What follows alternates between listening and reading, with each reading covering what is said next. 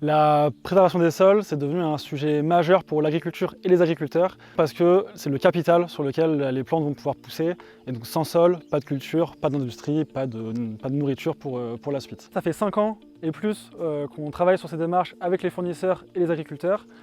On a aujourd'hui des démarches à vivant à la fois dans les Hauts-de-France, en Bretagne et en Côte d'Or. Et c'est plus de 450 agriculteurs qui travaillent avec nous sur l'agriculture régénératrice, qui changent leurs pratiques et qui ont accès à des primes filières. Concrètement, pour accompagner les producteurs, on met 3 choses en place. La première, c'est de faire un diagnostic terrain avec les producteurs, collecter leurs données pour nourrir des indicateurs agroécologiques et mesurer leurs performances. Ensuite, on met en place des formations, à la fois collectives et individuelles, pour faire monter en compétence les producteurs sur les sujets d'agriculture régénératrice. Et troisièmement, en fonction des résultats, on leur propose des primes filières pour rémunérer un petit peu mieux les productions qu'ils vont pouvoir livrer à Nestlé. Et en complément du programme Sol Vivant, avec Purina, on leur propose également une démarche d'agroforesterie. C'est le fait de remettre de l'arbre au sein des fermes, soit à travers des haies, soit à travers des arbres dans les parcelles. Et donc de la même manière, on leur offre un accompagnement technique et on finance les projets de plantation de haies pour les partenaires de Sol Vivant.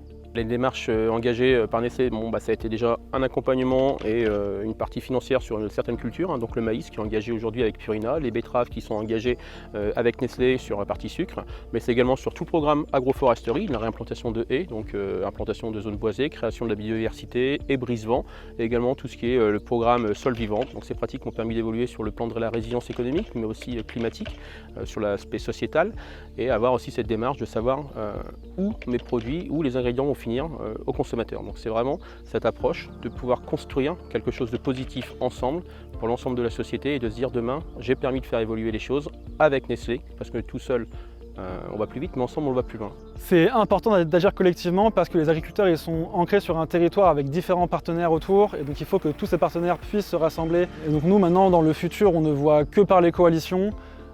C'est du win-win pour tout le monde, on amène aussi de la stabilité pour les producteurs. Et donc la coalition récolte, elle est là pour plusieurs choses. Elle est là pour amener d'autres industriels de la rotation à financer également les agriculteurs. Et donc aujourd'hui, par exemple, Hervé, il va avoir son maïs via Purina, sa betterave pour Nestlé et son colza qui va être rémunéré via un autre partenaire. Et ça nous permet aussi d'aller plus loin dans l'accompagnement technique des producteurs, car on a eu des financements de l'ADEME, l'agence publique, qui permet de mettre en place un plan d'action individuel pour tous les producteurs qui auront accès à ce projet récolte.